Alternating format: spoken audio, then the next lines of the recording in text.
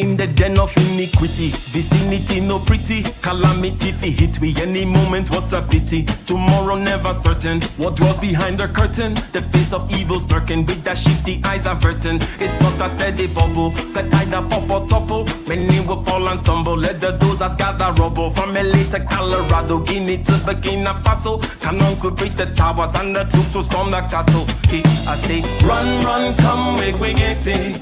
Because the peace that is bestowed upon the meek is overrated. So run, run, come, make we get it. Calling all your daughters and your sons, we come forget it. I say, run, run, come, make we get it. Because the peace that is bestowed upon the meek is overrated. Lord, run, run, come, make we get it. Calling all your daughters and your sons, we come forget it. With the rubble steady rising, and hearts are compromising. Convictions here are stifling, making evil appetizing. The fists are steady forming, and countenance is falling. Defenses are withdrawing, possibilities are falling. In these your circumstances, evil will make advances. Pick up your sword and lances, and be sure to take your stances. Victory is never promised, the battle is upon us. Gather the brave and honest, and the righteous in your corners.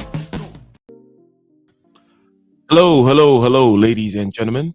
How is everybody doing? Welcome to my channel. Over here, we talk about being better and doing better, a conversation where everyone is welcome. So welcome. Click the like button. Click the subscribe button if you have not already.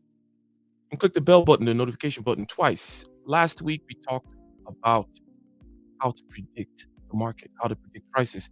This week, we're going to be looking at the macroeconomic picture, talking about how to get a toolkit for seeing how recession and inflation works, how the big picture, if you will, the macro picture operates. What are some of the parameters that are out there? What are some of the ways in which we need to understand these parameters? But we're going to start out with a refresher first from what we learned last week. But anyways, how's it going, Aitwa? How are you doing? Well, it is going good. It's nice and hot in Southern California. We're about 92 degrees outside, but that is just warming up. How about you? Well, it is warm here too. Yes, for sure. I'm in Northern California. Yeah. Right. But not as warm as it probably is where you are at. Nah. But definitely it is a warmer day. Yes. Summer's in full effect. Yeah. So do you recall? So I'm going to put you on the spot today, sir. Oh dear. Okay. Are you ready? Better. I hope you took your vitamins this morning. But so we're gonna do number one, a refresher on what we kind of were able to go over last week, right? Yes. But also we're gonna be, as we review this video on the macro stuff, we're gonna be stopping, pausing, and I may be throwing out some quiz questions, and you may be needing to participate along with the audience, maybe. But that sounds like a plan. That sounds like a plan. So cool. I like it. Now, last week we talked about price action, right? And we talked about technical analysis basically being how you look at patterns in the price action of a particular stock, commodity, bond, whatever it may be. You're looking at price action and trying to predict where it's going to go. We talked about the concept of dollar cost averaging. Okay. And I'm going to go ahead and share my screen. Okay. Because I'm going to try to draw again those little sketches that we made last time, so that we can kind of see what these charts, okay, these patterns that these charts form, and how, okay, we can recognize them. We talked about ascending triangles and descending triangles. Do you remember that? Yes, that was a pretty nice illustration. One of your nice gadgets there too. Okay, cool. The ascending triangle and the descending triangle. You seem to remember that one, so that's you're doing well so far in this test. And now, where is this? Oh, so it's over there. It's hidden again somewhere. Why is it always hidden? All right. So speaking of the gadget, I'm going to go ahead and share it again. Ladies and gentlemen, as you come in, please go ahead and click that like button, click that share button, and click the subscribe button if you have not already. Click the notification button, which is the bell button, twice. Okay.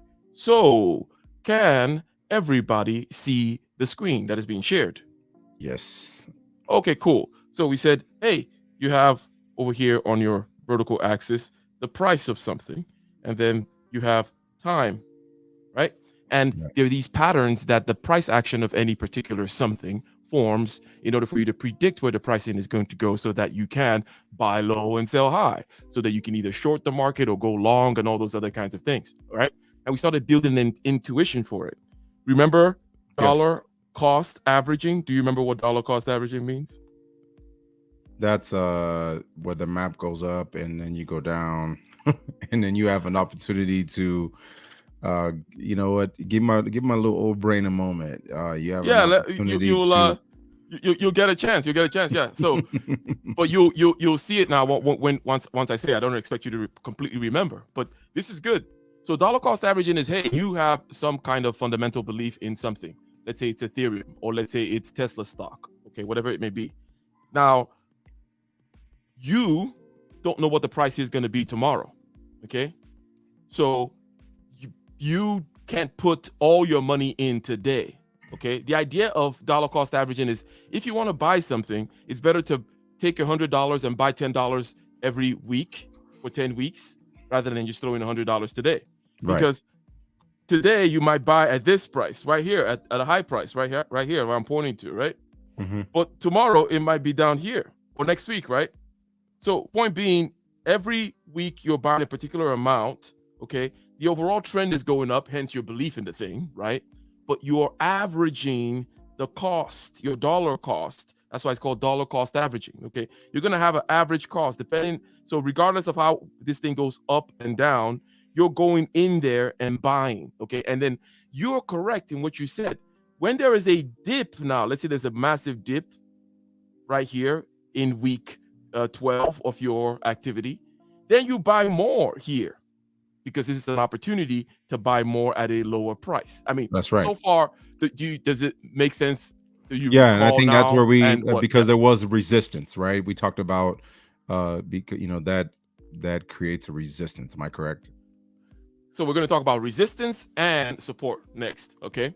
Well, the point so far is dollar cost averaging is just a way of buying something, okay, that has a variable price, okay, and that you don't know what the price is going to be tomorrow. Right. Should you put all your should you buy $100 of it right now? Okay. It seems to make sense that we say, well, no, maybe wait, okay, and buy something every week, right? And then, as we see here, this is the price of the commodity. But dollar cost averaging just means you're buying a particular amount. But then if you have an opportunity to buy at a lower price at one particular week, so this is week 1, week 2, week 3, week 4, week 5. At week 5, there's a dip in the market. Yeah, here's an opportunity to buy at a lower price to keep your average low, because as long as your average price, okay, average cost is lower than the price at any given day, okay, you're up. Yep, you're winning. Does it make sense? I mean, visually it makes sense. Common sense wise, when we talked about you having $100 and then just dumping it in the market one time, or you going over a period, and then when over this period you see an opportunity like this, you throw in $500 that week, right?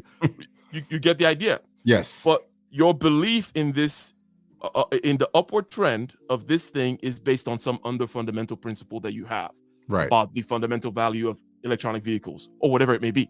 Right. So now we're clear on the dollar cost averaging. That's the first thing that we kind of learned last week, ladies and gentlemen. So the next thing was about the support and the resistance. And then we're going to get into the patterns that the chart takes and how to make predictions from these patterns. So we said, hey, what is the support? What is the resistance? So you have a price, right? It goes up and it goes down. We know this, right? Right. And then mountains. This right here is called a resistance level. There's going to be a price, okay, that it keeps on getting to. Let's say it's called $10. And it keeps on getting rejected at that point. So this is called a point of resistance. What's going on there? Basically, people are not willing to pay more than $10 for tomatoes or for sugarcane, whatever it may be, okay? Right. So people are just not willing to pay that. So the price is going to be going around here in this band. It's going to do things. It's going to go up. It's going to go down. There's going to be weeks in between, blah, blah, blah. But whenever it hits $10, it's been getting knocked down. So $10 would be the point of resistance. It'll be a point that you'll be marking out in your chart because you're watching to see when that point gets broken through. When did it get broken through? Right here, right? Right. Boom, we went past $10, right? Now, you wait for that to turn and land again and turn into what we call support. Support is when now the sellers are saying, no, we're not going to sell for anything less than $10, and the buyers have no choice. They're still buying, right? So people are now solidly buying, okay, at over $10 is what this suggests to you. So when resistance, okay, changes to support, it signals to you that something has changed in the market. Intuitively, does that make sense, right? Well, it does. I mean, we also talked about, there could be a whale, that came in and, woo, this is a good time to buy, right? Or Perfect. Right. That's why you never FOMO, okay? You never FOMO into the market. Fear of missing out. Yep. Whenever you see, this spike right here, you don't go and start buying. As a matter of fact, that's why you were waiting for this thing to come back down here and for you to be sure that this is the new regime that you're in, that you're in a regime somewhere up here, and that this number here has been tested a couple of times as resistance, so you're more comfortable with that floor locally for the time being of the price, right? That's right. Okay, so far, nothing too crazy. Okay, and help me watch the chat, by the way, while I have this thing going on. I don't know if there's anybody asking any questions. Anyone who's misunderstanding. I think there was a question that said, are we sure he passed? No disrespect, but we're sure, isn't it fake news spread by the haters? I'm not sure what that is. Someone says, not the topic I expected tonight, or I expect tonight. But it's all good, Mr. Heathen Deluxe. We'll enlighten you somehow. Indeed. And by the way, shout out to the super chat. Always supporting. And by the way, this is a continuation of our show from last week, and it was backed by popular demand. If you remember last week, people were like, oh, this is good knowledge. Let's get some more of this. So now let's talk about the patterns, okay? Let's talk real quickly about the patterns. We talked about ascending triangles and descending triangles. We said that the price, okay, is going to form certain patterns, and then with these patterns, you can make certain predictions because these patterns are based on human psychology, and human psychology hasn't changed, okay? The price is made in the marketplace by buyers and sellers negotiating, determining this price, okay? Buyers and sellers in the marketplace are like a computer, okay? Everyone is making decisions. This is a distributed computer system, finding this elusive value of something, okay? Right. And then you have a pattern like this. The price keeps on going and hitting a resistance here over and over again, but each time it comes down, it has a higher floor. Notice that? Right. This is called an ascending triangle. And the idea is this can't go on forever, right? So at somewhere, something's going to give, something's going to happen, right?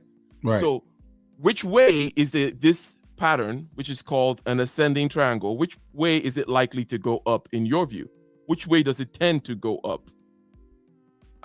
Which way does it tend to break? Is it going to break down or is it going to break up? Well, I think if if we drew a triangle around the movements of it going up, as far as the Y and X axis, at some point we get a flag, right? So we can use that flag to make a decision and say, hey, is it going to continue in this trend, which it looks like it will, or does it get to a breaking point? And that's where I think we talked about that last week.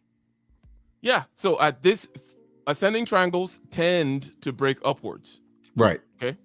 Now, are you surprised that an ascending triangle will break upwards?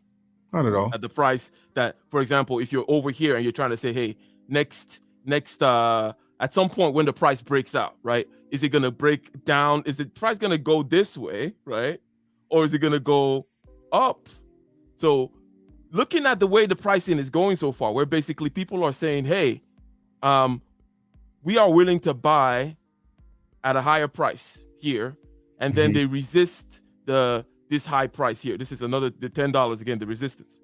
But when they come down low, they're willing to buy at another higher price. Okay, the floor keeps going up and up. At some point, you're gonna break this resistance. Right. Or you could go down. But the point is, this more likely than not is or goes up. So this is just one pattern. As you can imagine, there are many patterns out there. Okay? Right. This is called an ascending triangle. And then the inverse of an ascending triangle, as you may already guess, is a descending triangle, and that one would tend to break downward, right? So in that case, the people in the market are arguing, and each time they're hitting a lower point of resistance. Okay, so ladies and gentlemen, this is a quick overview of what we went through last week, right? Went through some basic concepts of understanding pricing action. And then we were also able to talk about the differences between fundamental analysis and technical analysis. Fundamental analysis being taking into account things other than price, okay? Things like the balance sheet, the management of the company, the value of the product, right? The trends, technological and economic and political trends that'll make it such that this thing will actually have value, right? So looking at all these other numbers and all these other aspects, trying to determine the value of an asset is what is called fundamental analysis. You're trying to find what the basis of the value of the utility, or I mean, sorry, not the utility, of that particular stock is. Okay, Right. the security is. Now, ladies and gentlemen, we're going to move into the macro landscape. What comes to mind when I say macro? Because again, the topic today says how to understand macroeconomic trends. Okay, no right answer, no wrong answer. I warned you that I put you on the spot. You did. I mean, digging back to my college days, that's when we start talking about the larger scale, right? We're talking about the big scale. We're looking at things from a broader picture, and not we're not looking through microscopic lens. We're just kind of giving the big bird's eye view of what's going on, the landscape of what's going on in the market and the economy. That's what comes to mind without tapping into my school notes and textbooks.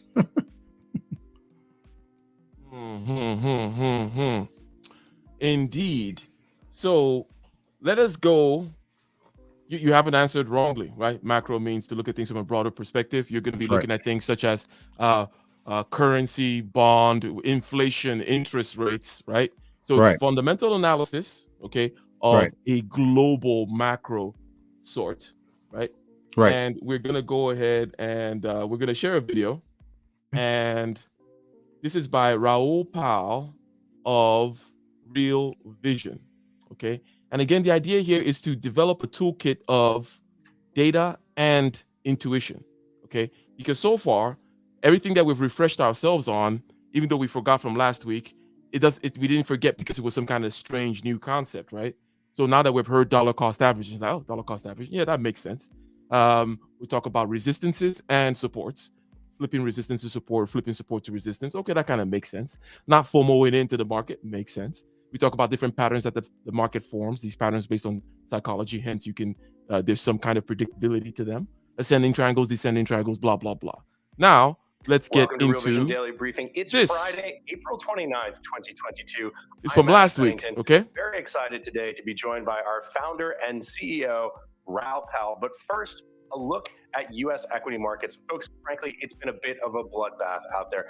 NASDAQ off over 4% on the day, settling down here. Looks like 12,334 on the NASDAQ. S&P 500 also off more than 3.5%, down to minus 3.63%, closing out the day at 4,131. Dow Jones Industrial Average off 2.75% or 2.77%, I should say. Numbers still bouncing around here a little bit at the close. The VIX rising 33.70. Raoul, not a pleasant day in U.S. equity markets. No, and I've sent out a few warnings. I did the warning on Real Vision about this as well. So now that we're just going over Friday's closing, right? Which, by the way, we know that the market is relatively down right now, right? So they're just going over last Friday's closing and talking about certain things before they're going to get into some of the macro picture. On the daily briefing last week, saying, listen, this is an ugly market. What I think is going on here is there are two factors for the market to digest. One is inflation, and that created the market to set up in certain ways. Everyone's crowded into certain themes. Then growth starts evaporating. You can see it all over the place, like consumer discretionary. Cool. So now let's start building our toolkit and our intuition for macro. He just said that inflation is something the market is going to need to deal with, okay? And Right. then that leads to people crowded into certain things, and then growth starts disappearing. Right. Does that make sense to you? So there's inflation, and it's going to lead to less growth. Well, how does that happen, right? One story is your discretionary income goes down with inflation, right? And as your discretionary income goes down, you might cancel your Netflix, okay? Which I actually gonna, canceled my DirecTV. That's actually what I did. Well, And then that was really more, scaling, because the Lakers season's over. The only reason I have DirecTV is for the Lakers. So I call them as like, thank you and deuces. Yeah. And shout out to what Sick Lid is mentioning right now, talking about apparently the passing away, maybe it's fake news, of somebody out here in the YouTube streets. But as we continue, we will continue to gather more information, There's a about KS and see what the deal is. Kevin Samuels. Okay. But anyways, the macro market. We're talking about the fact that, hey, inflation is going up. Okay. Therefore, growth could go down. Right. Through this particular one story of you don't have discretionary income, you're cutting down DirecTV. Hence, things like Netflix, DirecTV, some restaurants, blah, blah, blah. The demand for that is going to go down. The growth of that is going to go down. The prices in the stock market for those commodities is going to go down. But so far, those particular relationships between these things make sense, right? Right. Okay. Now, and then when he talked about crowding into something, it means when there's inflation, people go where the inflation is, right? In other words, people are buying the asset that's inflating, okay? Hence, it leads to a certain kind of a crowding. And this crowding has to disperse at some point, right? Right, and right. Typically, that will then also lead to a diminishing in growth as well, once the crowding starts to dissipate. Okay? Right. And by the way, the interest rates, have been hiked. This is more now recent news. Okay, the Fed had their meeting recently, increased it from 0.25 to 0.75. They call it 50 basis points, which means 0.5%. I don't know why they do that, but 0.5%. It sounds more technical and confusing. More technical and confusing, and it sounds like a bigger number too, like 50 basis points. But it's really 50 over. It's actually not even 50. Yeah, it's 50 over 100. Right. Anyways, ladies and gentlemen, let us continue. So far, the macro picture that he is painting for us is nothing that is outside of our grasp or our intuition. And this, again, this should become more like a second nature thing to you. Just like, you consume news passively, you should also look or begin to have, if you have this toolkit, for understanding what is the bottom of the market, what is the top of the market, what is some technical analysis that I can use, and how do these different things relate to each other, you can spot certain opportunities and make certain big wins, right? Right. Stocks, you can see it in the forward-looking indicators. And so the market has to deal with inflation plus growth. And what that's basically means is everyone's hit the liquidate button. So everything's getting liquidated. And by inflation plus growth, it means inflation plus lowering of growth. It just means these two factors. There's the growth question: is it going to go up or down? Meaning, is the recession going to happen? Which, by the way, I think we're going to have a recession. Okay, it's we probably are in one, but for all the cash that was printed, and now he's saying everyone is hitting the liquidate button, meaning everyone is selling stuff. People are selling that stuff, meaning people are going into dollars. Right now, let's continue. This is the correlation of one style markets that I was warning about, and it hits everything from crypto to pretty much everything. And the thing that stands above all ends up being the dollar, because that is the kind of safe haven. Dollar today's had a slightly different day. We've corrected some of the move, but we've seen some huge moves in the dollar, and I'm not sure it's entirely done yet. So there is a massive liquidation going on as people struggle with their portfolios, because basically whatever position you've got, it's wrong. So this is one of those times when you liquidate and you go into cash.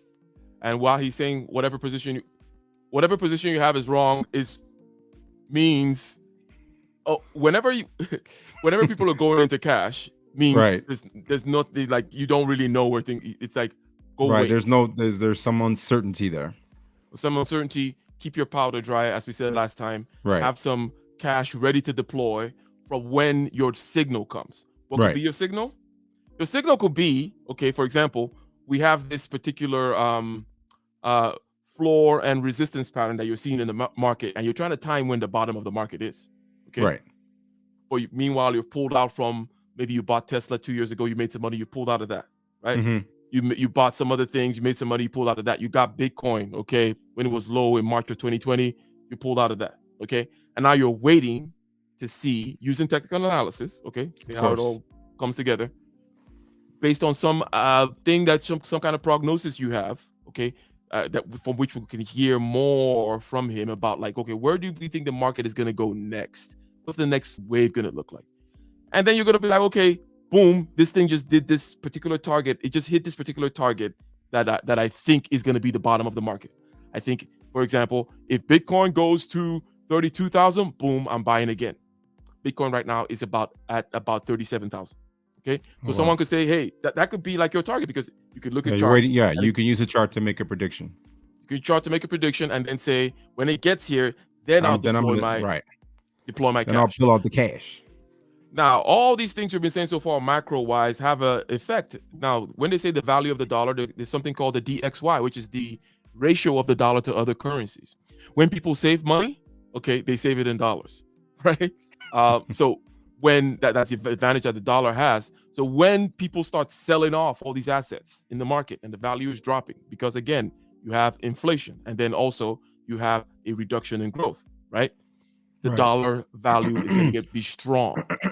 So you're going to notice now, let's say if you transact internationally, this will be a time where you would notice that the dollar value is actually, this is actually strong. The dollar is strong right now. Yeah. Right? Speaking of that, last time I checked, ahead. it's been down. I was sending money overseas, and I'm like, it's considerably lower right now. In terms of a dollar to, I have my developer in India, dollar to, I think it's Naira or rupees. I'm not sure. It was lower than normally. And to Nigeria, another one was it used to be almost 480. Last time it was like 410 or 406. It dropped. I see. It's gonna go up again. It needs to go up. Yeah. It's gonna go up again. I like the dollar power, Because the thing is, based on the story we just told, right? What is the value right now in the market? It's cash.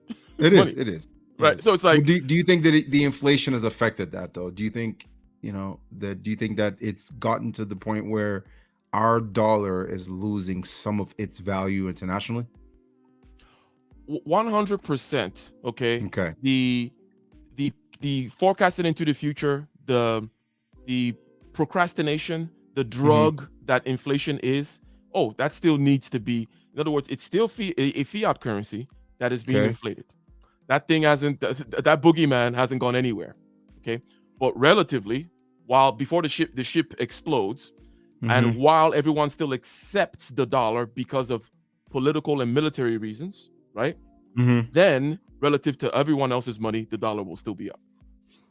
Fair enough. Relative to everyone else's fiat, relative to everyone else's BS, right? Dollar will still be up until we all crash, until the whole fiat thing crashes, if that makes sense, right? Yeah. So the dollar will have to go up again, because the basic story, the dollar is valuable right now. Everyone is looking at the market right now, spotting these juicy deals. Right. Hence, the dollar is valuable. It just makes sense. It's like obviously, and also interest rates were just increased. Okay, which is meaning the dollar is even now more expensive, which what interest rates are, right? So you should be looking at some dollar strength coming through. But by the way, that as we mentioned, that has nothing to do with the fundamental soundness of the dollar. That's a different conversation. So don't, I won't mix them up. And that's the pain everyone's going to have to take for a while. Yeah, Dixie at 103, spot one right now as we have this conversation. Raul, you've been thinking, writing, and talking about this for a long time. We've all Dixie is the DXY, it's the dollar thing. He just threw out some of it. Like, Dixie's at 103. Because I thought, Dixie's the comparison with the dollar with a basket of other international currencies. So, anyways, the pain everyone's going to have to take for a while. Yeah, Dixie at 103, spot one right now as we have this conversation. Raul, you've been thinking, writing, and talking about this for a long time. We've all been thinking about this at Real Vision. It ties into where we are actually going next week. Global recession, everyone is wrong, precisely to your point about how everything feels wrong right now. That's the title of the series we have coming up next week. Big picture, 50,000 foot level. You started to touch on inflation and growth. Where are we right now? So I think we're at an inflection point. And a lot of people don't agree with me. So I wanted to go, that's why I did the campaign. It's like, listen, this is a really complicated macro environment, but it's very macro, right? We need to know and understand from the best people in the world what the hell is going on, because my voice is just my voice.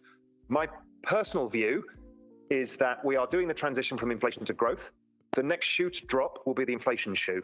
I think inflation and growth go lower. And we either head into recession. Europe looks like it's already in recession.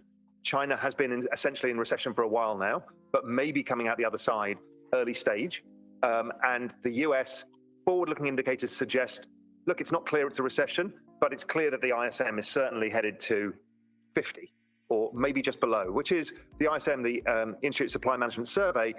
Anything below 50 suggests that growth has stalled. Anything below 47 usually gives a recession.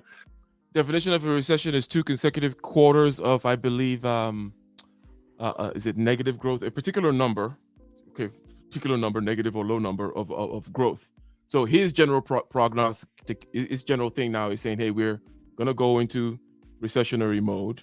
Okay, that's what's gonna happen, and then we're gonna talk about, okay, well, what does this mean? What's gonna come back when things come back? Or so let's talk about some other things in the supply chain with Ukraine, with whatever that'll help us to bet.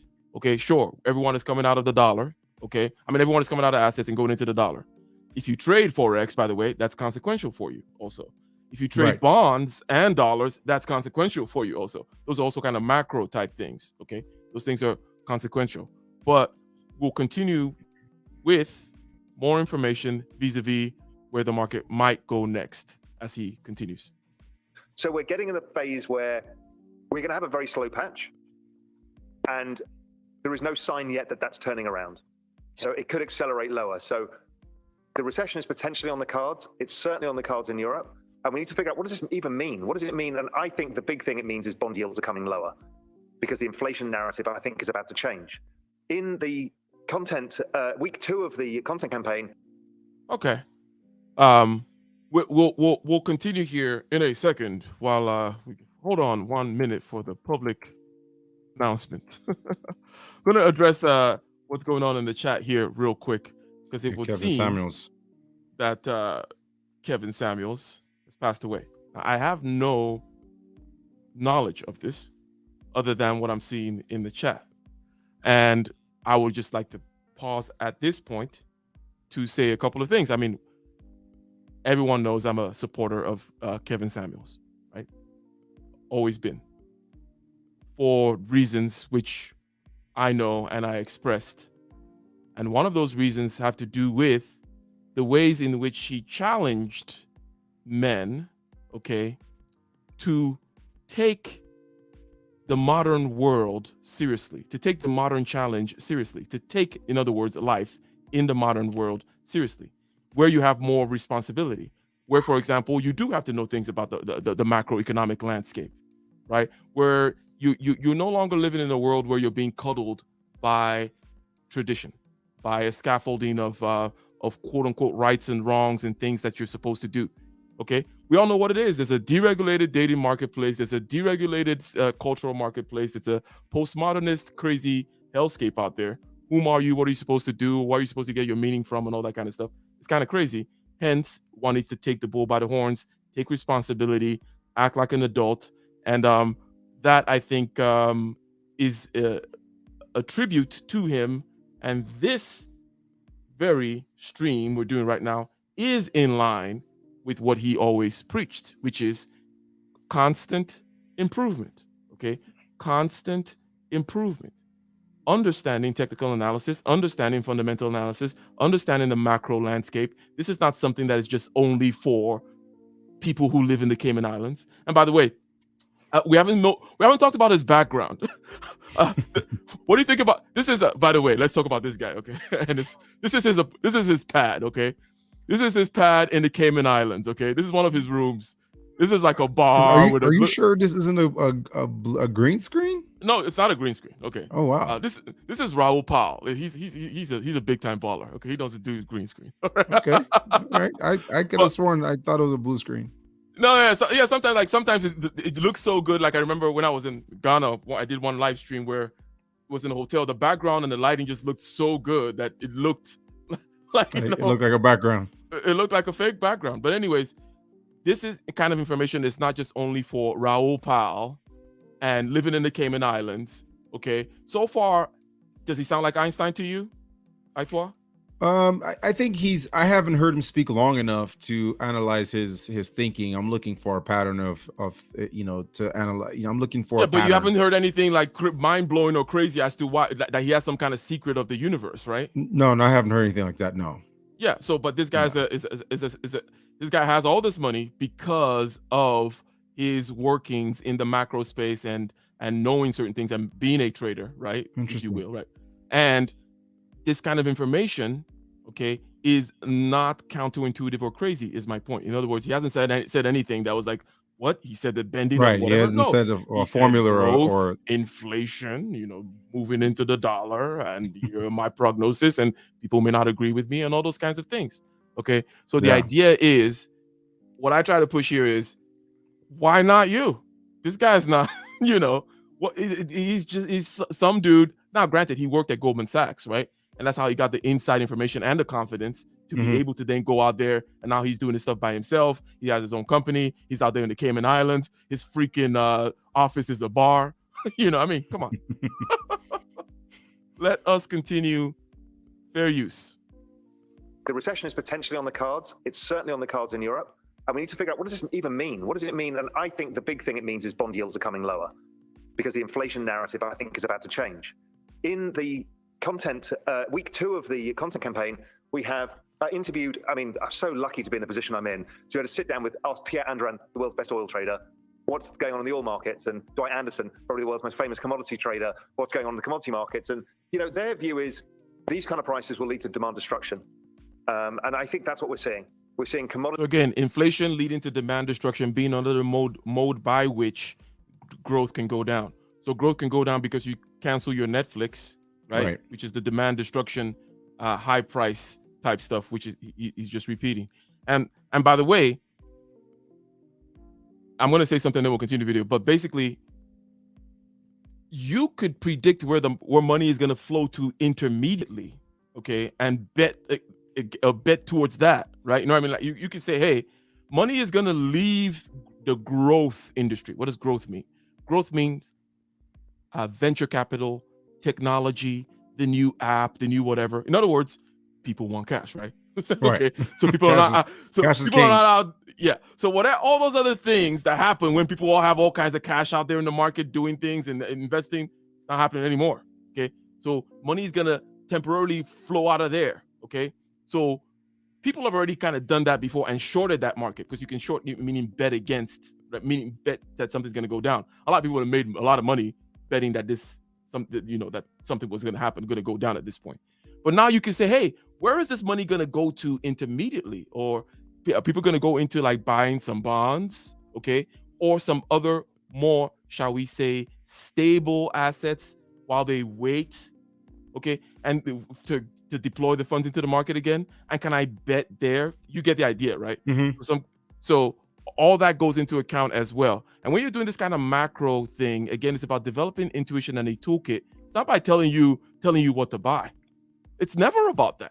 Right. Because as we said last week as well, what you should do in the market depends on what you did yesterday and where you're at. Because if you started dollar cost averaging into Bitcoin in 2005, it started in 2000. In 2010 at $10 a week, what you should do with regards to Bitcoin is completely different from you have massive amounts of house money on your hands with Bitcoin right now. You could wait, right? But I think the question becomes then, how does a person look and say, well, I'm going this direction, I'm going that direction, and that's so. Yes. What would you say to someone? Where do you start? Where do you start? So let me just speak for someone in the chat that says, well, how do I take a a macro look at the economy, or because that's what we're talking about right now. I mean, so how do I do that? Where do I start? What website, what book, what PDF document, what seminar, podcast should I listen to that I could say, after looking at this document or listening to this seminar, this webcast, or whatever the case is,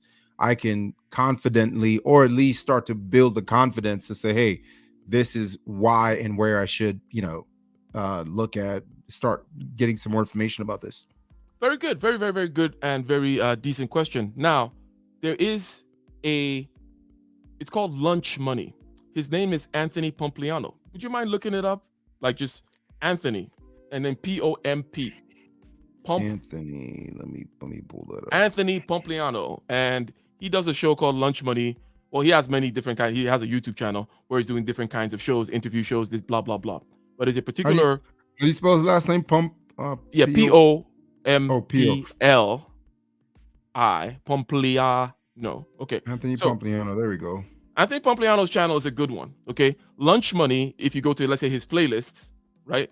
And there's a cast called Lunch Money, which is about noon Eastern every day. And it's about 20 minutes of just, here's a nice macro and micro picture of the markets. Yeah, it looks like pretty good content. Yeah, it begins to give you a good idea. And as you can tell by the way he dresses with his hoodie, he's trying to make it, relatable to the all that kind of stuff. Opposite of what I'm doing here. Now, right.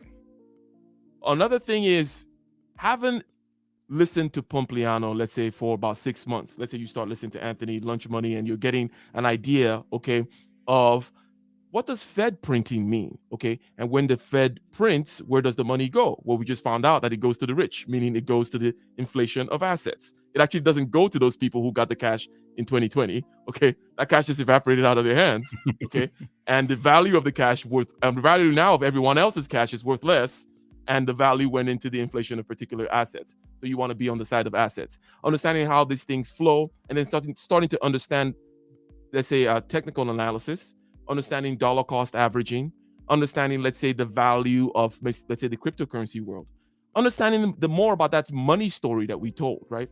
We told the story of how money comes to be, and then how money is different from currency, and then how currency is then one thing, but then fiat currency is even another layer. Right. We have like this 3-layer money system going on, and people barely even understand the first or the second or anything, or even what's fundamental about it.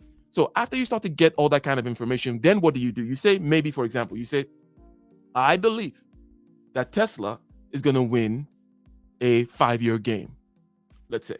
So you have some kind of, again, you're creating some kind of fundamental, and it could be whatever company. In other words, there are projections that you can make. You don't have to be Nostradamus, for example, to say what I said. Right. It's not 100% true, right? Maybe Ford comes out, maybe Ford's new electric vehicle kills Tesla. But that's why you also then bet on Ford. I don't know about that, but yeah, but you also then bet on Ford, depending on how much percentage you right. You bet a little here, a little there. Right. That's how it goes. So you say, I have a fundamental picture that it's going to do that, and then you start dollar cost averaging into the cost of the Tesla. Okay, knowing, okay, cool. I think that this is a market bottom for it. And this is not financial advice. I'm not telling you what to buy. Disclaimer. I'm saying that this is how you would start something. Okay? Right. And then once you have, I don't care if it's only $50 you have in there, you're going to be invested in looking at those patterns. And a pattern recognition machine, which you are, you're going to be able to see those ascending triangles, descending triangles, and you're going to be watching other videos that have to do with a particular technical analysis for your stock, right?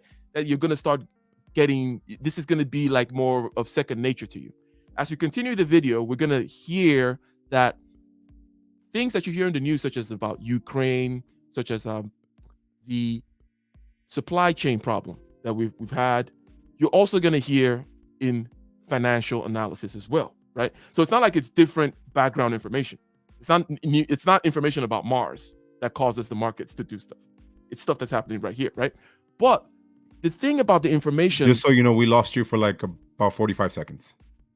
Oh, how? Just as a result of your screen froze and you disappeared, but you're back now. So continue. Okay, cool. So I was saying that Oh, interesting. So you, The question was, I was asking a question about yeah. paying So attention to the because I candles. don't know how much of the answer you got. No, I didn't get any because I right after the question you froze. Right after you asked that question, I froze. Yeah, Interesting. yeah. On my end, I don't know if that happened to everyone else. On my end, it froze. Okay. But yeah, It is so okay, cool. It is okay, cool. But anyways, let's assume that it froze for everybody, and I'm going to give you a quick answer to it, which is basically I gave you the Anthony Pompliano aspect. You got that yes, you one, did. okay? Yes. And then the second one is basically you're looking at something like, let's say, Tesla. You have a fundamental belief that over 5 years it's going to be at a much higher price than it is right now. Hence, you Right. start dollar cost averaging and following those principles of when it goes down, you then buy more.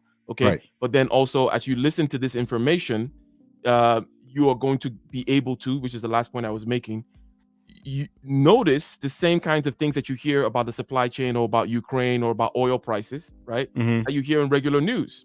Right. But over here, it's more quantitative, it's more real. It's not that the projections are correct, right? It's just that people are actually doing it because they want to make money. People are actually making these analyses or telling you stuff that, hey, I think because Europe is dependent on Russian gas, X is going to happen. It's not because of some crazy political thing that they're saying. They're talking about prices of stuff and the money and the supply chain, right? Right. So Exactly. it gives you a different view of what is actually happening in the world as opposed to listening to it purely from a political and entertainment lens, right? When you're looking at it in terms of, well, what are the prices going to happen? What's going to happen to the dollar? What's going to happen to the inflation? What's going to happen to the economy, the real economy, by the way, which is something going on. There are trains moving with coal and crap underneath all this fancy talk we're talking about, right? Stuff actually has to happen, right? Right. But right.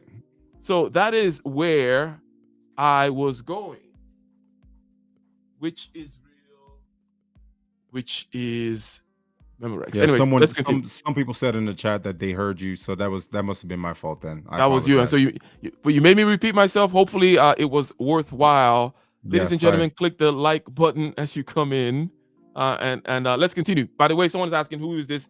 This is Raul Pal. He is the CEO of Real Vision.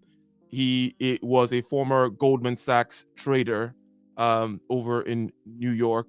Now lives in the Cayman Islands and pretty good at macro type stuff. He's also big on Bitcoin. Follow Real Vision is another channel that I gave last time, right? He's big on crypto as well, into that space in terms of investing there, and he made a lot of money from it. Like, I think he started buying a whole bunch of crypto in 2015. So yeah, made some good decisions. Out growth, and I'm also keeping an eye on crude oil to see how it trades. A lot of people have very bullish forecasts, but I'm worried that the demand situation is not quite as good. And if crude oil does break this pattern to the downside, and it's far to be proven yet, then the inflation narrative would disappear very quickly because... So just to give just the language here, he said break a pattern to the downside. So I don't know what pattern he's looking at, okay, but what he just mentioned is technical analysis, right? Right. So patterns either break up, meaning the price is going to go, or it's going to break down. So there's a pattern he's watching now with regards to the price of oil, and he's making say, hey, look, because again, fundamental analysis is about the real economy, what's really going on. Technical analysis is, okay, when do I make my move? When do I go in? A little more strategic. What is a low price? Exactly. It's more tactical, okay? Local, right, in frame. Local, or shall we say, constrained in its focus, meaning I'm looking at just the price. Okay. Now, why would he was talking about having connections with someone in a big oil company. I mean, just being creative. Am I thinking here? Do you think that has anything to do with the gas prices, the inflation of gas prices that he's talking there? Maybe there's an opportunity for him to make some more money in his island. What are your thoughts on that? So the reason why he's talking about crude, right? Okay. I mean, we've always known there's money there, but is he specifically talking about that, giving what's going on? Like you talked about Ukraine, what's going on just in general with the oil industry and relative to the rise of electric vehicles. I mean, do you think he's going somewhere with that? I mean, there's still 30 something minutes left. Oh yeah, I think he's going somewhere with it, right? Okay. Where exactly he's going with it, I don't know, but he's disagreeing with a trend that says, or with an interpretation that says that crude is going to go up, and he's saying that the demand is not going to be there, which ties in with his whole growth is going to go down story. So he is, hey, I'm looking at crude. Okay, if this crude pattern breaks down to the downside, okay, it'll confirm, right, my story. So this is me inferring that the story that he's saying is still coherent, but he may be going somewhere else with some other trade. That, again, it's all about a trade. You're always at some point. In other words, 2 years ago, 2 years ago, we were in the same situation. It was around the same time too. In other words, when there was a big dip in the market, right? Same story. People are going into cash, and then people are saying this, that, and the other. It's not like, oh, this is always part of the game, right? And you always have certain. But anyways, let's see where he's going with the oil. The demand situation is not quite as good, and if crude oil does break this pattern to the downside, and it's far to be proven yet, then the inflation narrative would disappear very quickly, because inflation expectations are basically driven by the oil price, bizarrely, as if that's not the only thing that drives inflation, but that's what drives inflation expectations. That would change the narrative a lot and drive a panic into bonds. So if you've got a falling equity market, falling growth, falling inflation, well, that drives everybody into the dollar and bonds. And, as people know, I love that. So driving people into the dollar and bonds. What does that mean? That means those are the things that he is going to go up. I think that's his play here. His play is to say, look, I think that the recession thing is happening. It started happening in Europe, blah, blah, blah. I think in America, it's likely. He gave us his whole talk of why he thinks that's going to happen, basically because inflation and then the reduction in demand leading to a reduction in growth, right? And he's looking at oil as well as another indicator. And if this oil thing breaks down to the downside, it's going to show me, hey, look, the demand really isn't there, okay? And I think that it's going to push people into what? Dollars and bonds. Guess what you think he's invested in? He's invested positions, because, by the way, in the market, there's like 1 billion ways to bet. So don't worry about, well, how do I make a bet? Like, if there's something you could think of, like, like, there's somebody who will take your money for it and bet you. They're all out there. They're all out there. So don't worry about that yet. Just worry about like understanding the intuition, making it seamless and natural, like the rising and the setting of the sun for you. So I think he's going into bonds, but let's continue.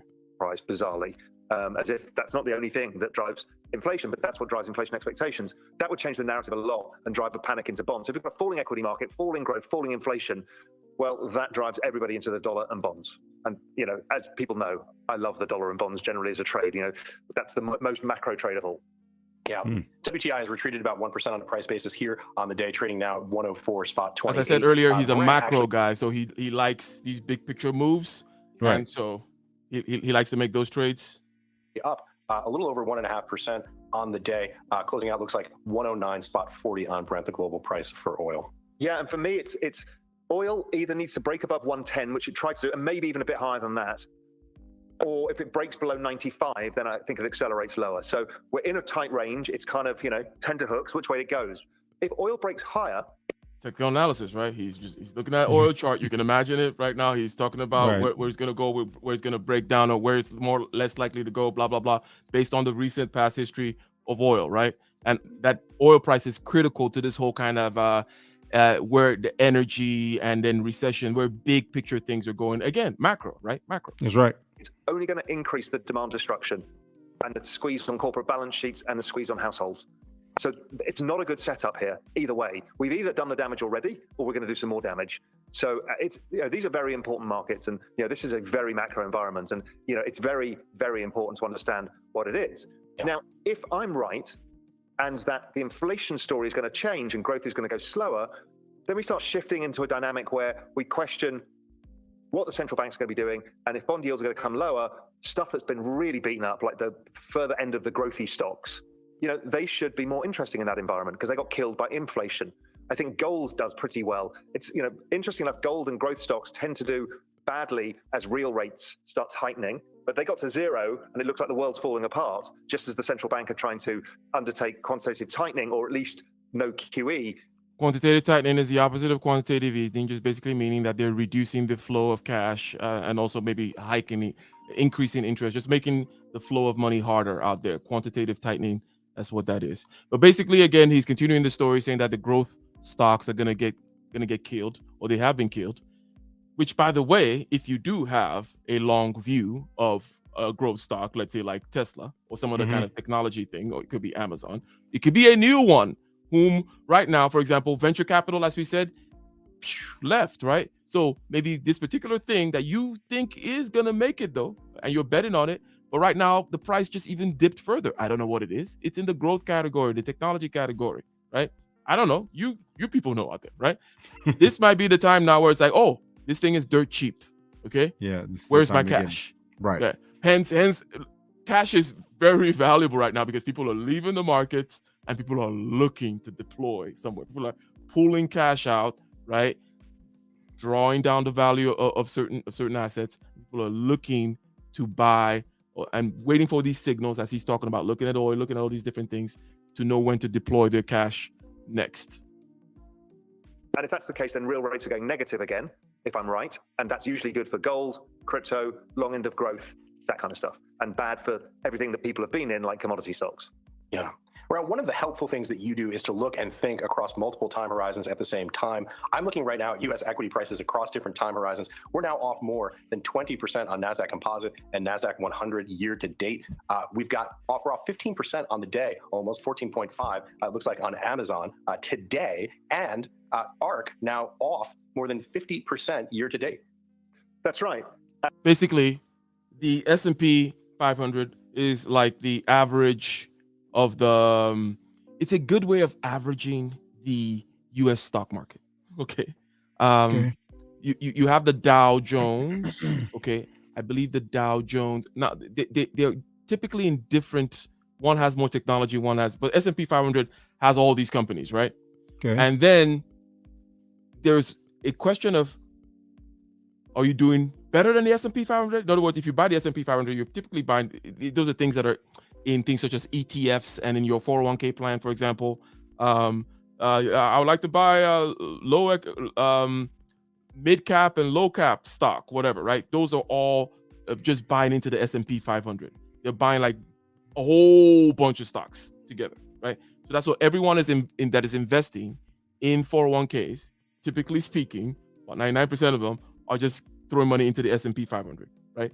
And the S&P 500 is going up since forever. Some would argue that it's actually not going up; it's just the dollar inflation. Right. That's a good argument. That if you actually look at it in gold, like because you denominate the market in gold, and then you see the market going down, you denominate it in an inflationary currency such as the dollar, you see it going up. But anyways, the S&P 500 is that average thing. So then, hence, there's a question of, are you doing better than the S&P, or are you doing worse than the S&P? Right. So this is like a measuring. These differences he's talking about here. So ARK Invest is this lady called Cathie Wood. Okay. There's a lot of insider stuff that they're saying, and I'm trying to just unpack some of them. Some of the more wonky stuff they're saying, I'm not going to talk about it. But he's comparing ARK Invest with the S&P 500. ARK is growth, Tesla, technology, cryptocurrency. Like she was like, rah, what happened in 2020? That whole big boom 2020, right? Now she's way down, okay? And I think said like 50-something% compared to the, like on a daily basis, compared with like the S&P or something like that.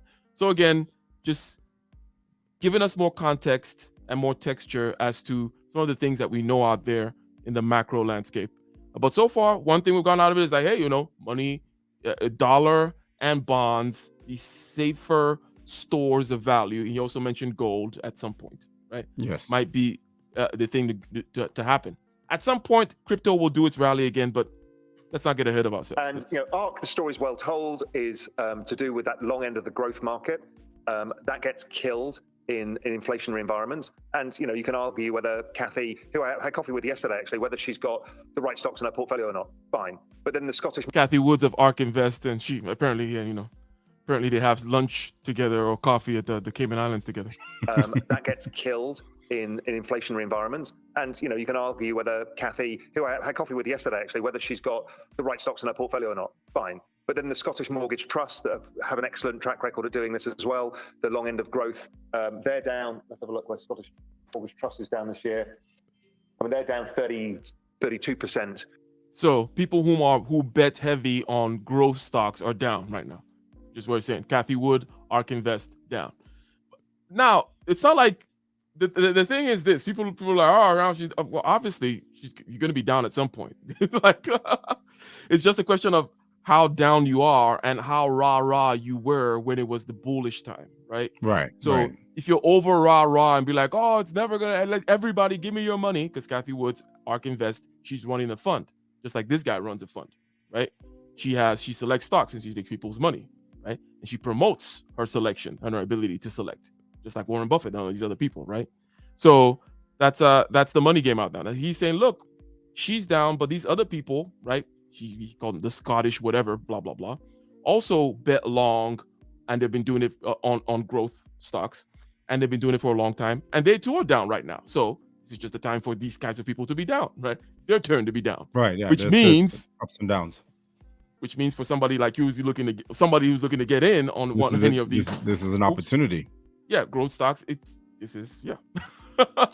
it's always up, you're never gonna get in. I'm resisting at that point. So you can see there's a lot of damage in that. Exactly. Amazon is a really interesting story. People aren't paying attention. Amazon, the world's largest retailer, is saying they're overstaffed. They said it in their statement. They're overstaffed, and the year-on-year comparisons versus a strong. It's not surprising they're overstaffed, right? Because 2020 after that, 2020 was crazy. it was a wild world out there. Amazon. Okay. Layoffs are coming. So basically his whole everything he's been saying, his macro picture is recession is coming. Okay. Right. That's his macro, and he's looking at these data points to buttress his story. And he told us earlier that not everybody agrees with him. So what I do with something like this, for example, is to go listen to somebody else. Right. Okay. that says, and also it'll be, and the beautiful thing about his channel is he has, other interviews or whatever, other people who disagree, who have some other kind of story. It's slightly different, right? But so let's hear a little bit more about Amazon and the fact that layoffs may be coming. The world's largest retailer is saying they're overstaffed.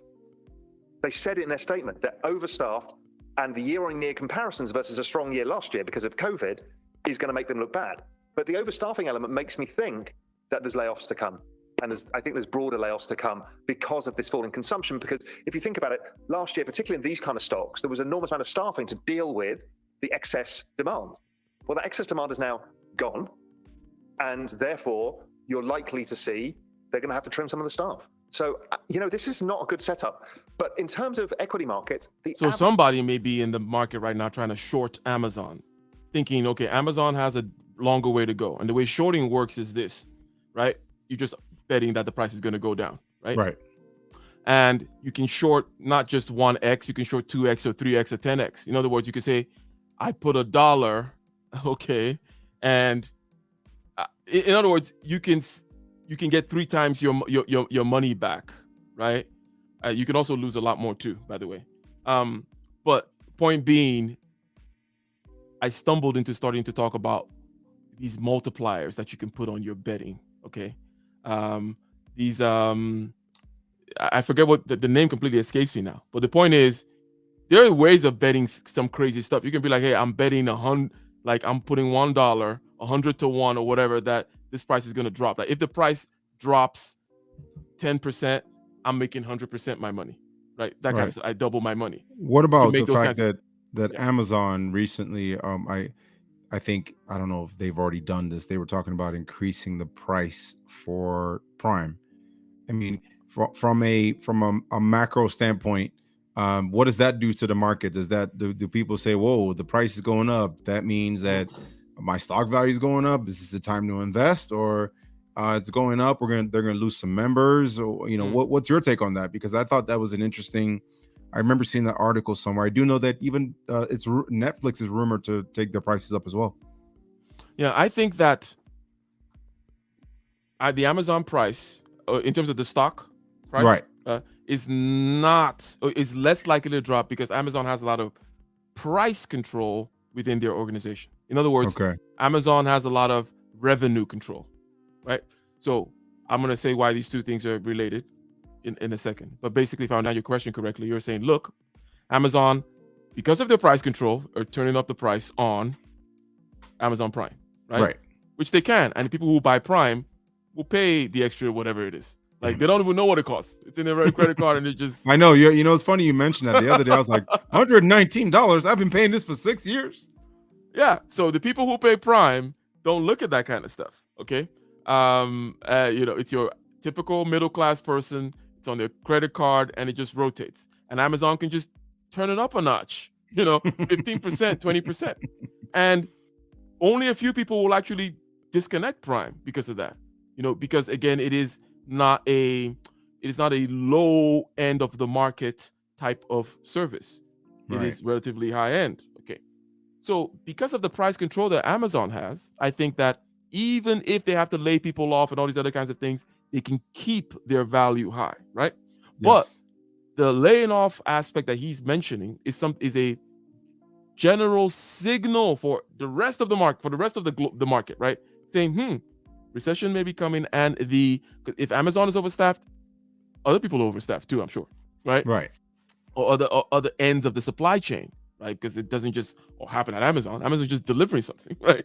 So all kinds of things is happening. We saw that with the USPS. I think they had their struggles as well, and I think the stamp prices went up, and they were having some delays. I think this was late last year or early this year. I can't remember where they had their challenges with prices going up, workers they were short staffed or overstaffed. I can't remember, but hearing him talking about Amazon, I think all of the shipping companies, those guys, they all kind of might have a similar problem, or maybe one's on the opposite end of the spectrum. One of them is like, oh, we're short staffed because we were scaling during the pandemic, and here we are now, we're understaffed and we need to hire more people.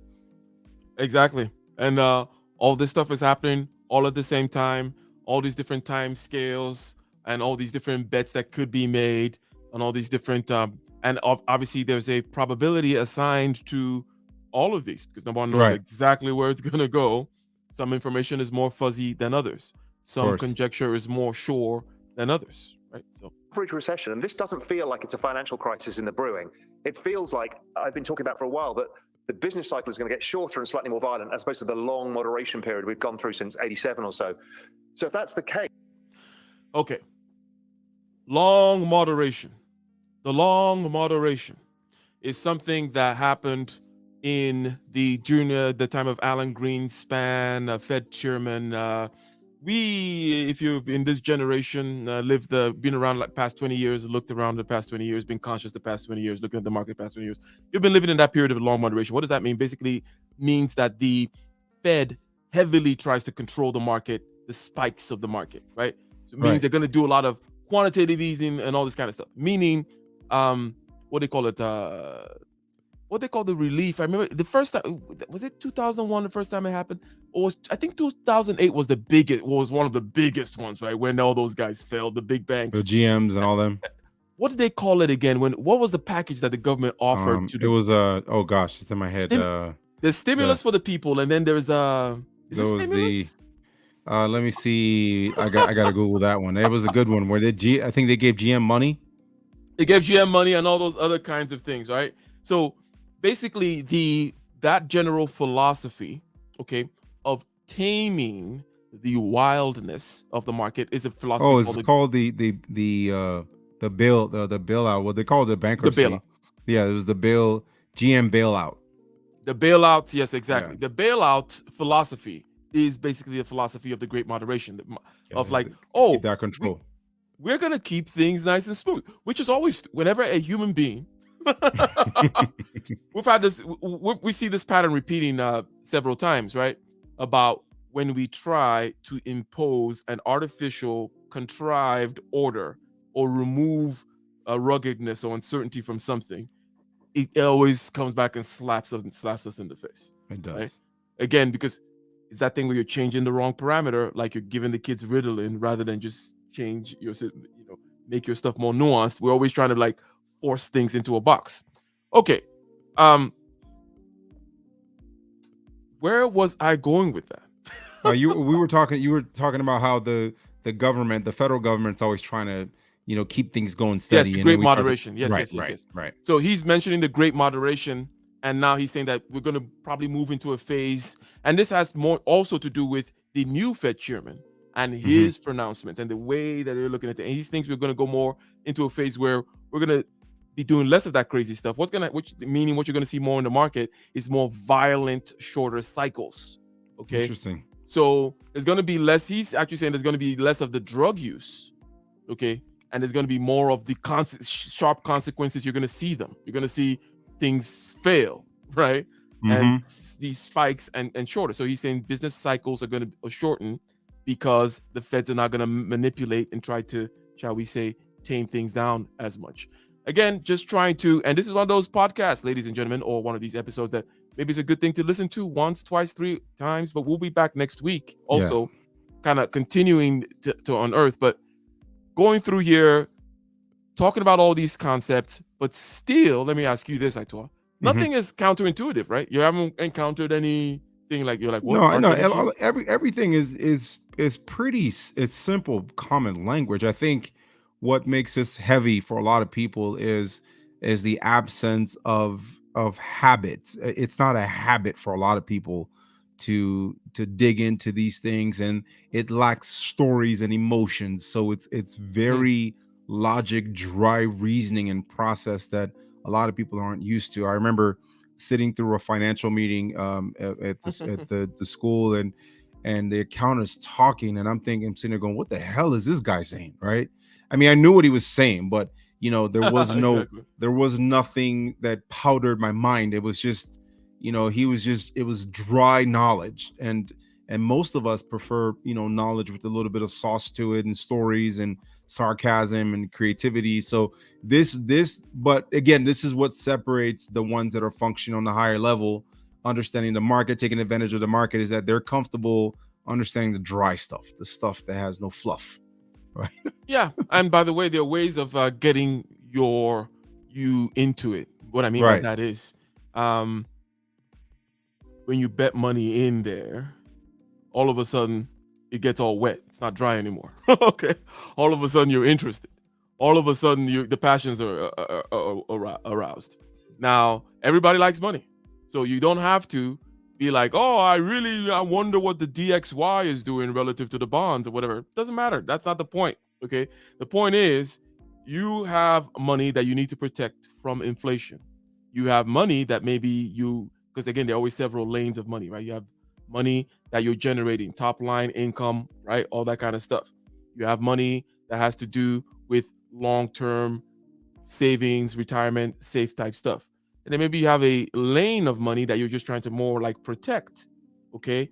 You have a chunk of change. You don't want it to get eaten away at 8.5% inflation, right? Right. You want so then maybe you're like, okay, maybe I should invest dollar cost average a little bit, whatever I can afford, into something. And then all of a sudden in that app with that chart, looking at your $10 going in every week, you're going to be invested. Literally and figuratively. Yes, because once you put that money in, I mean, there's a part of you that suddenly says, oh, well, hold on a second, I gotta, I gotta pay attention to what's going on. I gotta see where my money's going. Stable coins is a stable coins and crypto staking. Again, not financial advice. If someone mentioned it, Eman Perry in the chat. Yes, I do agree with you. Stable coins, staking of cryptocurrencies. This is a different lane. I haven't done any elucidating of cryptocurrencies, but we're gonna go there, Aitor. Okay. Yes. You're gonna be forced into all these craziness. No, I mean, we're gonna get there. We're gonna get there, and it's funny you mentioned this. I'm doing some professional development, and recently I got into trying to get my certification for agile methods and Scrum Master and things like that. And at the beginning, I rolled my eyes like, do I really need this? And fast forward 3-4 weeks into it, I'm like, this is good stuff, man. And I think we got to talk about that one of these days. We got to talk about, agile methods and Scrum Master and kind of what a lot of businesses are adopting and how they're running their operations, paying attention to user stories and things like that. So something that I'm sure we need to talk about that, because I've got my certification on that. We could talk about that all day. Excellent. You should, I would love to learn about all that good stuff. Yes. It's really, it's pretty much taken what we've done in some of our day-to-day year to year, whatever situations where we've adopted some things on the fly, but what has become of those practices, they've put it into a method and given it names and processes and things like that, and turned into what a lot of businesses are doing, and it's pretty cool stuff. And I've been spending the last 4 weeks, actually. I got my 2 certifications the last 4 weeks, over the last 4 weeks, and it's something that I'm sure we could bring it here and break it down to like what we do here, make it easy and bring it to everyone. 100%. And also another thing about this kind of information is that it's easy to listen to just in the background. It's not, you don't need to get everything, right? If you're listening to, but we want to get everything, though. That's the thing, you know.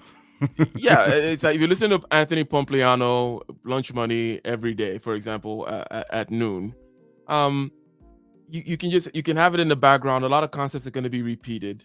Okay, you're going to hear inflation and dollar printing and the Fed and interest rate. You're going to hear certain things 1,000 times. You don't have to get it the first time or the fifth time. But at some point, certain things are going to start to be second nature. And here's what tends to happen. Okay, an opportunity is going to arise. You're going to hear something in the news one day, okay? And you're going to recognize it as an opportunity because of all the background information you have. Right. In other words, the opportunity didn't just come out of nowhere. In other words, you could have heard that thing in the news that day and not done anything about it if you didn't have the background information about, oh, you know what? Exactly. Since I've been listening to Pump and he's been saying this thing about this, that, and the other. And wow, this thing just happened. You know what? Boom, I'm going to make a move. I'm going to do something, whatever it was that you were going to do, right? Right. So that's how it goes. Let's listen to a little bit more of this with regards to his macro picture. Again, he is talking about inflation, which led to demand destruction, growth going down, recession type stuff. He's talking about Amazon laying people off, people going into cash, okay? The dollar adding value, the growth stocks going down, right? All that technology stuff, okay? And growth just means it's new. That means when something is new, you know the growth percentage can be quite high, right? You can go from a $0 company to a $10,000 company. That's infinite percentage of growth, right? 10,000 to 50,000. But when you're a bigger company, they call those value companies, right? Where we're not growing, as we said earlier last week. We're like, that's like a marketing way of saying we don't grow, but we're value. Like we don't grow very, very fast. So that's the picture we still have. Let's hear a little bit more, and then we'll wrap it up. Okay. Then it could be a shorter, sharper clearing event, and the average kind of recession in that sees the equity market down between 20 and 30%. So I think we're getting closer to the bottom than the top, but who knows? Only time will tell. Maybe things develop that get uglier. Yeah.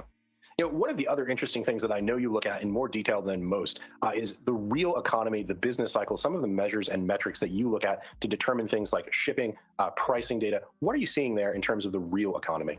The real economy seems to have slowed really fast. So, because what's happened is everybody built inventories because of supply backlogs, right? The right thing to do.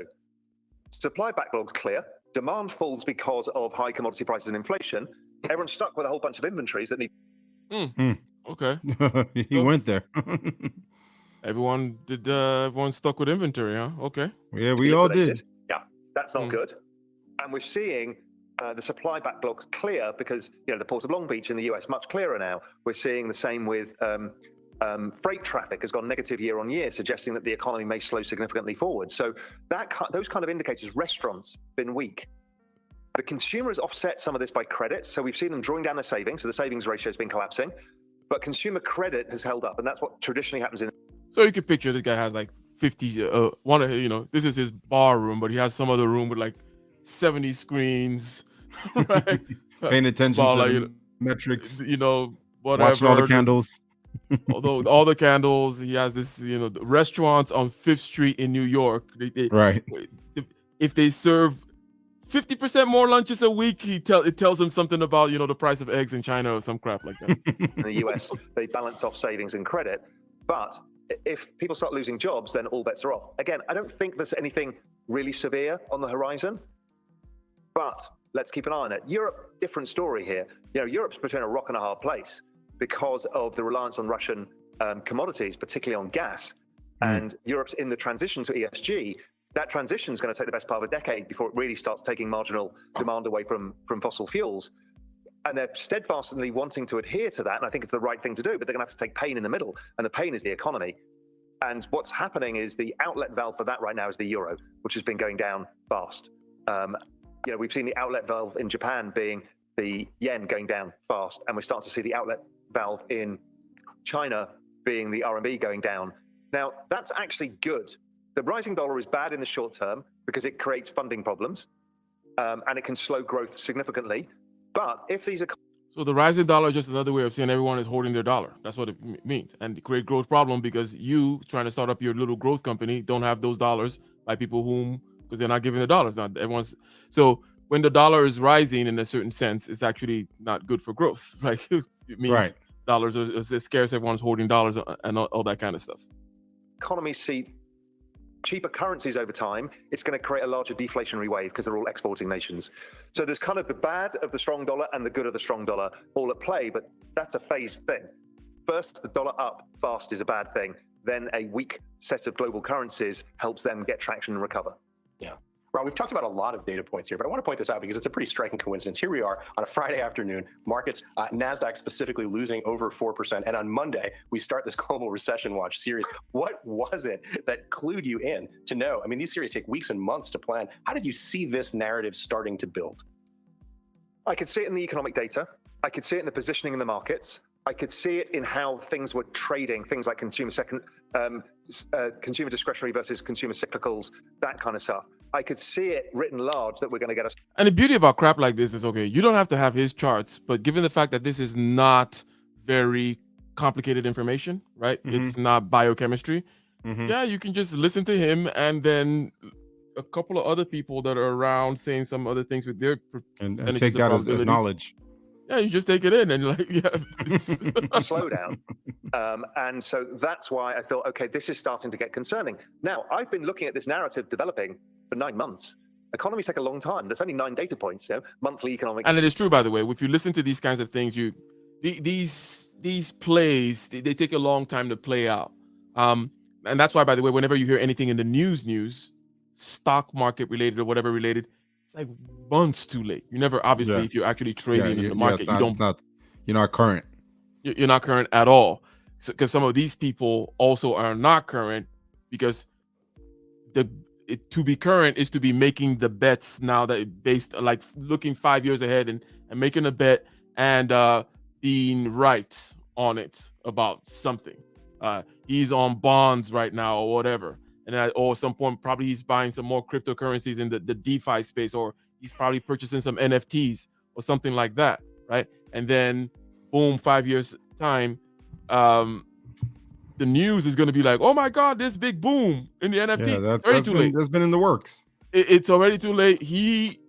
Guys like him, whom are, again, these are the whales, right? Right. People with millions of dollars and sometimes billions of dollars to put in the market can actually affect the market. And obviously they're heavily invested, meaning they're going to be looking at those charts. Okay? Right. Yeah. And at some point, even when he was talking, it almost looked like for a second he peeked at one of the screens like, oh yeah, there you go. Yeah. Yeah. And this floor is not going to polish itself. This highfalutin lifestyle. Right. And those what a beads he has on his hands or whatever. Maybe that's one for every 100 million or every 10 million. It's not going to pay for itself. So, again, ladies and gentlemen, last week we talked about technical analysis, how to predict price action in the market. We looked at ascending triangles, descending triangles. We said technical analysis looks at the price and it is very narrowly focused. It's looking at price action and time. And it is based on the fact that the price is determined in the marketplace by buyers and sellers. Buyers and sellers are human beings. Hence, that's right. The price is determined by human psychology. There's certain things such as fear and greed, which you can kind of predict and see. There's certain kinds of FOMO, which you can actually also predict. You can predict sometimes when prices are going to spike, right? You're like, okay, this information came out Monday morning, this price is going to spike just because people are going to FOMO into it. And for sure, it's going to crash again. And over time, you learn. And then you start learning about resistances and supports. And you start looking at places where the price keeps hitting and not getting past. That's the point of resistance. Or keeps dropping to and not getting lower. That's a point of support. And flipping resistance to support, we understand why that's an intuitive thing. And we looked at patterns and all that kind of stuff. And then we're looking today at macro. We're looking at the inflation question and the Yes. growth question. Will recession happen? Where is the money going? Well, the money is going into dollars. Okay, the people are pulling out their assets. Okay, growth is slowing down. You are you're canceling your subscription to DirecTV or whatever it may be, Yes. and so on. So demand is being killed by this inflationary thing here. The dollar is rising and bonds are rising. He's doing a bond trade. I'm not a bond trade person. Okay, and by the way, he's been in it since forever. Hence, I mean, just look at the smirk on his face. You could tell he knows what the heck he's doing. so when you've been in something for a long, because right now you can be like, oh, he said bond, I want to go hop in the bonds. Like, that's not how it works. Yeah. You gotta have been in it. You could just go now. you could see 10 years of professional experience on his face. Yeah. So the point is, some people may have an idea now. Oh, bonds are something that are open to me, or a more stable form of protecting my asset, my money, as opposed to it getting eaten away by 8.5%. And so again, we're in that place where people are holding cash. People are holding Right. cash. Dollar is going up. People are holding cash. Hence, growth is going down. Meaning, no money for you to fund your new, tech startup idea. But that means all these little tech startup ideas are cheap right now. Okay. Right. And so whatever one you have a fundamental belief in, which go to fundamental analysis, which is okay. What is the case? What does it actually do? What is the value? How does this tie in with some other bigger trends that are going on in the economy and in the technology and with politics? Okay, what is the story behind this thing that'll make it succeed? And then you go, boom, you go buy it. You buy it based on technical analysis, based on where you think the low of the price is going to be. And where the low of the price is going to be based on the past cycle. Where else the resistance is, where in this whole resistance and support story, right. ladies and gentlemen. So any final thoughts here? Because this was a very dense one, and I don't want it to go I think longer. I think that what took the wind a bit is the rumors about Mr. What is it? Keith. He said, what is this? What is the name again? And then correct me if I'm wrong. He's the one that also used to interview women and try to explain men to them. Is that the same person? Is it Kevin Samuel? I'm sorry. Or repeat the Keith? No, question. is his name Keith Samuel or Kevin Samuel? Kevin Samuel. Yeah, Kevin Samuel. He's the same person that used to have interviews and try to explain to women. He used to explain men. Okay, so yeah, it's funny. A colleague of mine always will tell me to check him out. Did you ever check him out? What's funny is I logged onto YouTube, I found him, I subscribed, and one of the videos was like an hour and a half, and I was like, all right, am I gonna have time to watch this right now? But I never went to it, and now I'm regretting that because everyone seems to know him pretty well. Yeah, he just said, "Yo, Kevin Samuels is dead." He had a cardiac arrest. That's how a drummer in my church passed away too. He's playing the drums and just has a cardiac arrest, and that was it. So, but Wow. But as far as my final thoughts, I mean, I am getting myself a lot more comfortable with these numbers, and because this is the kind of knowledge that I believe is separating people and institutions and businesses alike. That some people understand this and some don't. And it almost feels as if we were raised in a society where this knowledge was kept away from us, right? Everyone's talking about, go to school, get a job, and just don't worry about this other stuff. We'll leave that to Warren Buffett and this guy with his in the Cayman Islands. So I think this is good. Everyone listening, this is something that we all need to pay more attention to it and get comfortable with it. I plan to get one of the podcast going, and the other gentleman that you subscribe, I have that on my phone, and to learn more about this stuff. Excellent. So a lot of the popularizing of this kind of information you mentioned, for example, with Mr. Warren Buffett, is always in the vein of making this whole thing more mysterious. Yes. Ooh, this crazy wizard. Ooh, this crazy market thing. Ooh, price, what is that? It's like, it's no. It is the most basic thing out there. Okay, it's people buying and selling. Okay, and you don't have to know all the ins and outs about the businesses. If you're just doing technical analysis, for example, you're just looking at price action and some common basic knowledge.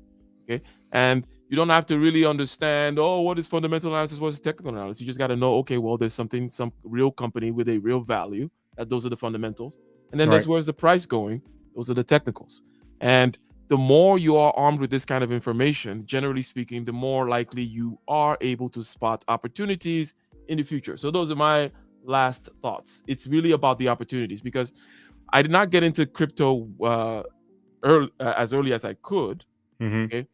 Generally, that's my mode, in the sense that I am very fine just soaking up way more information than I need before I ever make a move.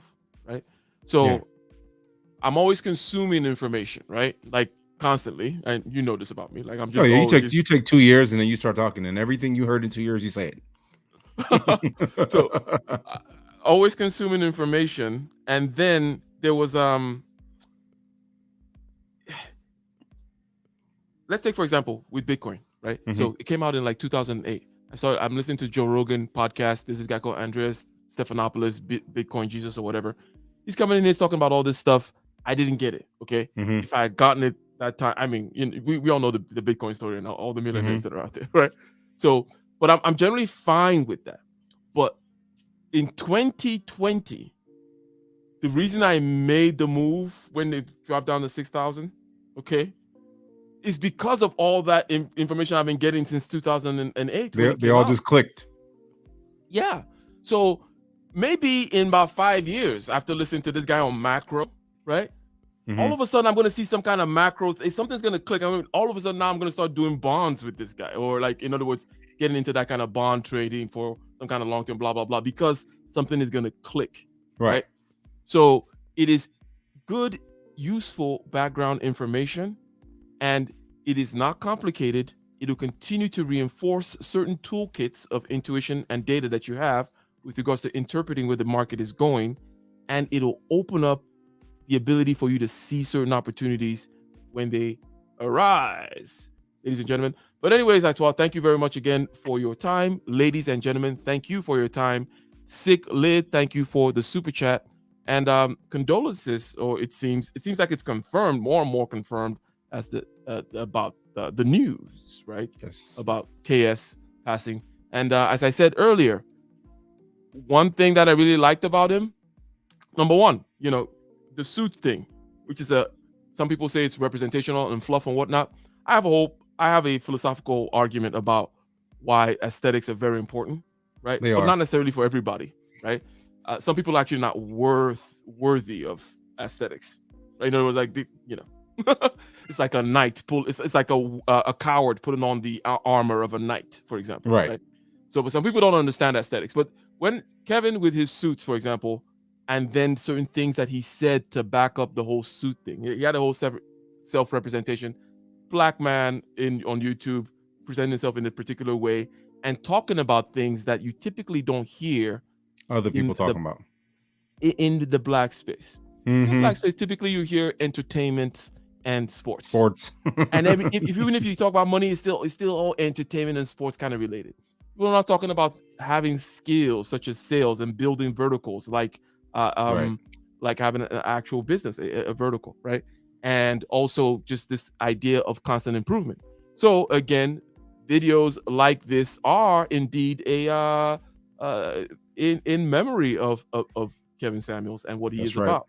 Basically calling men out there, saying the world really has changed.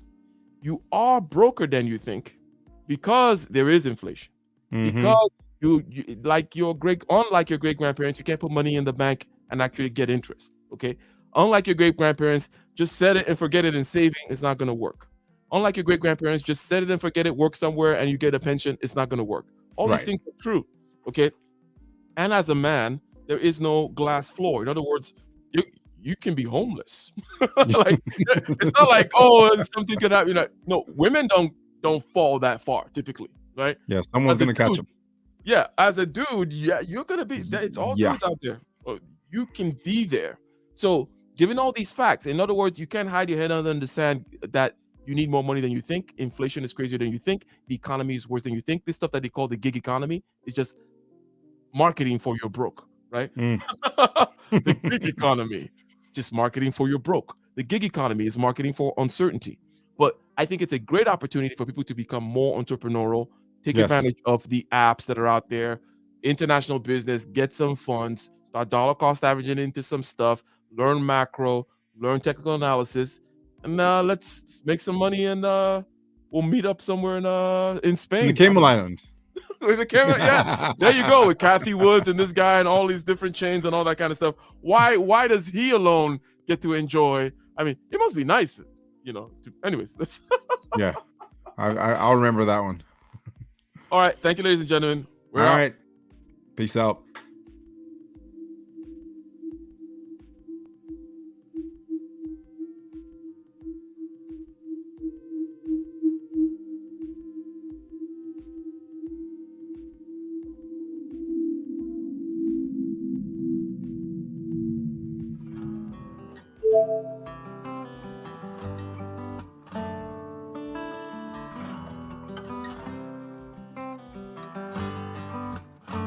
In the den of iniquity, vicinity no pretty, calamity fi hit we any moment, what a pity. Tomorrow never certain, what dwells behind the curtain, the face of evil lurking with that shifty eyes averting. It's not a steady bubble, that either pop or topple, many will fall and stumble, let the dozers gather rubble. From LA to Colorado, Guinea to Burkina Faso, cannons will breach the towers and the troops will storm the castle. I say, run, come, make we get it. Because the peace that is bestowed upon the meek is overrated. So run, come, make we get it. Calling all your daughters and your sons, we come forget it. I say, run, come, make we get it. Because the peace that is bestowed upon the meek is overrated. Lord, run, come, make we get it. Calling all your daughters and your sons, we come forget it. With the rubble steady rising, and hearts are compromising. Convictions here are stifling, making evil appetizing. The fists are steady forming, and countenance is falling. Defenses are withdrawing, possibilities are falling. In these your circumstances, evil will make advances. Pick up your sword and lances, and be sure to take your stances. Victory is never promised, the battle is upon us. Gather the brave and honest, and the righteous in your corners. Boom, boom, boom. Somebody have a question?